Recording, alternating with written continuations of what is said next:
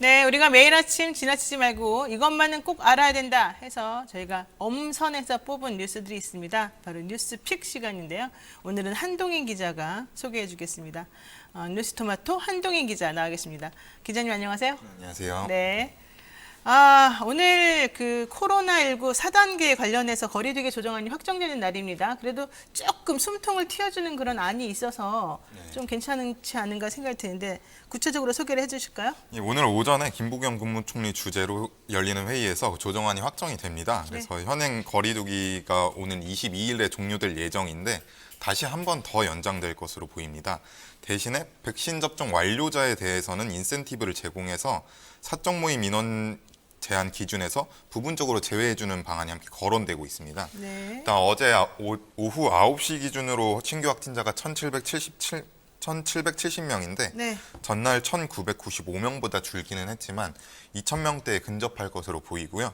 이번 주 초 1,300명대까지 떨어졌던 거는 연휴 영향으로 검사 건수 자체가 줄어든 영향이기 때문에 한동안은 2,000명대가 계속해서 유지될 것으로 보입니다.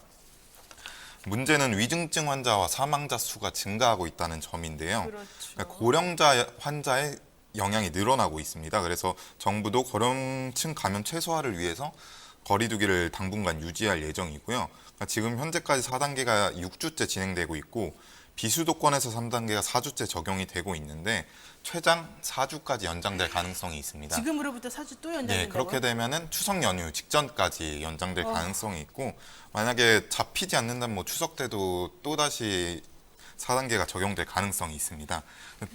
그리고 여기에 더해서 음식점이나 카페 등의 매장 등의 영업이 지금 10시까지 되고 있는데 9시까지 될 수도 있다 이런 얘기도 나오고 있습니다. 네. 그래서 자영업자들이 계속해서 어려워지고 있어서 백신 인센티브를 제공할 것으로 보이는데 지금 백신 접종 완료자를 모임 인원 제한에서 제외하는 방식, 그래서 3명이나 4명까지도 가능해질 수 있어 보입니다.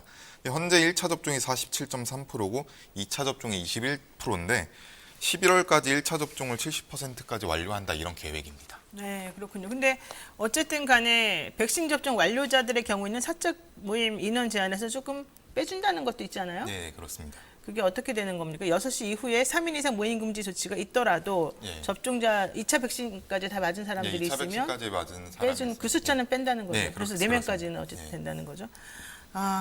코로나 정말 힘듭니다. 그래도 뭐 지금부터 한 달 더 연장하더라도 일단 추석 전까지는 꼭 잡혔으면 하는 그런 바람입니다. 자, 그리고요. 당신의 정치 생명을 끊는데 나의 모든 것을 다 쏟아붓겠다. 뭐 짐승이냐, 뭐 별별 말이 다 나왔습니다. 황교익 맛칼럼니스트하고 이낙연 민주당 전 대표 간의 설전이었는데 어제 그래도 이낙연 전 대표 측에서 우리가 먼저 이렇게 얘기한 거 좀 미안하다, 잘못됐다 이런 얘기했고 황교익 씨 측에서도 나도 너무 지나쳤다, 서로 좀 봉합이 됐습니다. 그런데 그렇다면 8월 30일 예정되어 있는 인사청문회 전까지 이 후보직에서 사퇴를 할 것이냐 말 것이냐 이게 이제 하나 남아 있는 거잖아요. 네. 근데 이해찬 대표가 황교익 씨한테 수고했다 이러니까 좀 마음이 누그러졌다 뭐 이런 얘기도 나오던데요. 어떻습니까?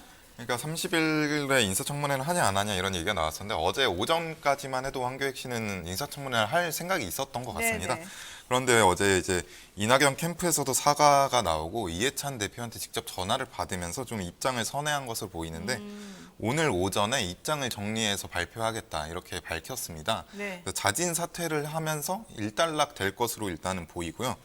그래서 황교익 씨는 일단 언론 통화에서 민주당 재집권을 위해 움직여야 하니까 그 입장에서 고민해 보겠다. 그러니까 어쨌든 민주당 안에서 민주당 내부에서 싸웠던 내용인데, 그러니까 민주당 재집권을 위해서라도 황교익 씨도 입장을 정리하고 이낙연 캠프도 사과하겠다. 뭐. 지금 속보가 들어왔네요. 지금 예, 황교익 씨가 사퇴한 것으로 자진 네. 사퇴한 것으로 지금 금방 입장이 나왔다고 합니다. 예. 야, 정말 우리들의 기대를 저버리지 않으시는 분이네요. 그래서 뭐 일단 예. 사퇴를 지금 방금 하셨으면은 뭐 일단 이 부분은 일단락 된 것처럼 보이기는 하는데요. 아직 그 이재명 후보가 지명을 한 거에 대한 리스크는 아직까지 남아 있습니다. 그러니까 어제 보도가 나왔는데 네. 지난 6월 29일 날 경기도 쿠팡에 이천 화재 사고가 있었을 때 이제 이재명 후보가 황교익 사장의 유튜브 채널인 황교익 TV에 나와서 뭐 네. 떡볶이 먹방을 했다 이런 얘기가 나오면서 이 화재 현장에서 구조 활동을 벌이던 소방관이 순직하기까지 했는데 이재명 지사가 직무를 유기한 것이 아니냐 이런 주장이 나오고 있습니다. 그리고 사실 그러니까 이날 이제 화재가 났던 당시에 이재명 지사는 경남을 방문을 했었습니다. 경남 네. 방문해서 오전에 방문을 했고 오후에 황교익 TV에 나와서 녹화 촬영을 한 것인데 이 당시에 화재 현장에 가지 않았다 이러면서 여야 비판이 계속해서 이어지고 있고요. 네. 그러니까 이재명 측 입장을 들어보니까 17일 새벽에 화재가 발생한 이후에 매뉴얼에 따라서 행정부지사를 현장으로 급파를 했고 그리고 상황이 악화되면서 18일 오후 새벽에 이렇게 자기가 현장에 갔다 이런 입장을 나타냈습니다. 그렇군요. 그러니까 뭐 떡볶이는 정크푸드니까 사실 좋지 않다 이러면서 왜 떡볶이 먹었냐 이런 네. 얘기부터 시작해서 이천에서 물류창고 화재 발생했는데 너는 먹방이나 찍고 있냐 뭐 이제 이런 비난까지 받았었는데 결과적으로는 그런 건 좀 전부 다 아니다 이제 이런 얘기고 더 중요한 건 민주당 내분이 자꾸 크게 되는 것처럼 보이던 여러 가지 것들을 결국 다 봉합하고 스스로 그냥 사퇴함으로써 정리를 했다. 이건 결과적으로는 황교익 씨가 이낙연 후보하고 동급 아니냐.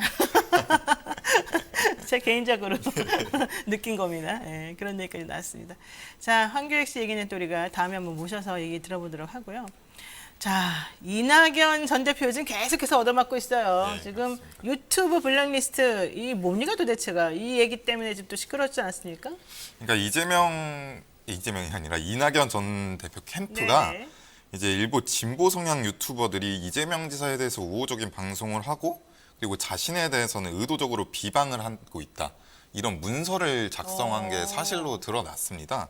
그러니까 최근에 이제 이 문서의 제목이 이낙연 후보 비방을 주도하는 유튜브 방송 실태 이런 제목으로 작성을 했는데 네. 해당 문서에는 진보 성향 유튜브 채널인 김용민 TV, 이동영 TV, 시사타파 TV와 온라인 매체인 고발뉴스 TV, 열린공감 TV 등이 언급이 됐습니다. 네.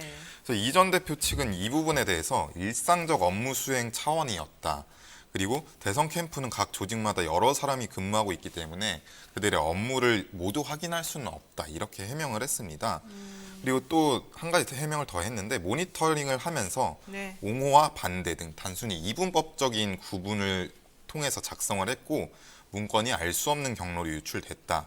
대신에 재발 방지를 하겠다 이렇게 밝혔습니다.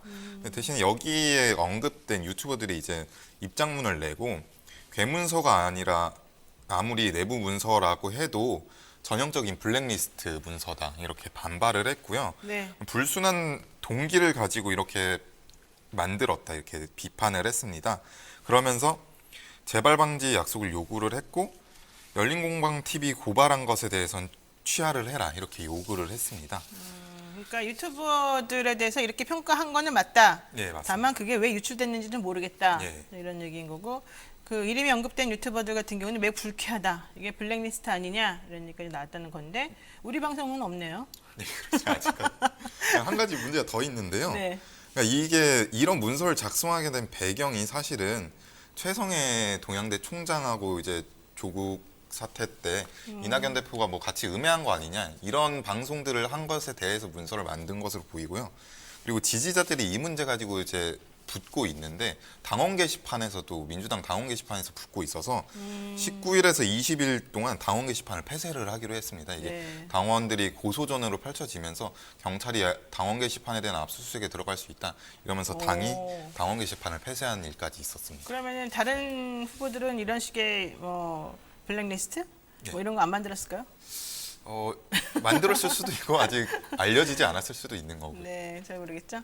자, 한동희 기자하고 뉴스픽 얘기 들어보고 있는데요. 지금 오늘 제일 첫 번째로 우리 또 방송 와주신 김술세니님 1번입니다. 그다음에 목단님, 가을하늘님, 지승호님, 이진엽님, 박충일님, 김도암님, 이수정님 이런 분들 오늘 1번부터 링크되어 있습니다. 참 감사드리고요. 모두들 전부 다 반갑습니다. 좋은 아침이다 이렇게 얘기해 주셨고 그 다음 분들부터 또 허경영 이 본자에 대한 질문들을 지금 이어가고 있네요. 자, 노영희 뉴스 인사이다 여러분 함께하고 계시는데 한동희 기자 수고하셨습니다. 네, 자 노영희 뉴스 인사이다 지금 이제 대담한 대담 저희가 막 가슴이 두근두근 거리면서 두구두구두구두구 이러면서 지금 기다리고 있습니다. 잠시만 기다려 주세요.